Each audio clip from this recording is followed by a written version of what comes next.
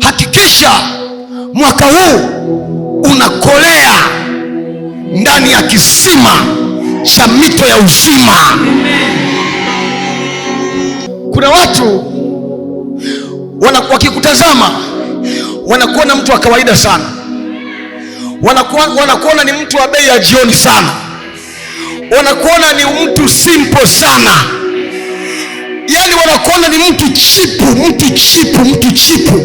wanakuona hata kwenye viganja vya mikono yao hujai, lakini wasijue ndani ya moyo wako kuna kitu kinafanya kazi cha ajabu. Kuna mtu hata kama ukiwa unaongea naye anaongea kwa dharau, anakuona wewe ni wa bei ya jioni kwa sababu hauna kitu cha kulingana na yeye.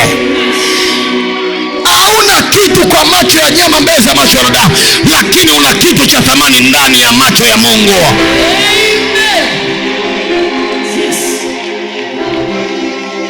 Wewe sio mtu wa kawaida, wewe sio mnyonge. Na kama ulijiona wewe ni mnyonge kwa sababu ya mapito hayo, kwa sababu ya kuchelewa kuzaa, wako watu walichelewa kuzaa lakini wakajiona wao sio wanyonge mbele za Mungu. Wanadamu waliwaona ni wanyonge, lakini mbele za Mungu akasema yeye sio mnyonge. Sema amen.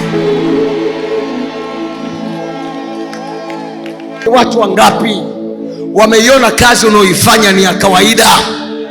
Ni watu wangapi? Ni watu wangapi wamekusukuma ili uanguke hiyo kazi uiache? Ni watu wangapi wamezuia kusudi la mafanikio yako yasitimie? Ni watu wangapi?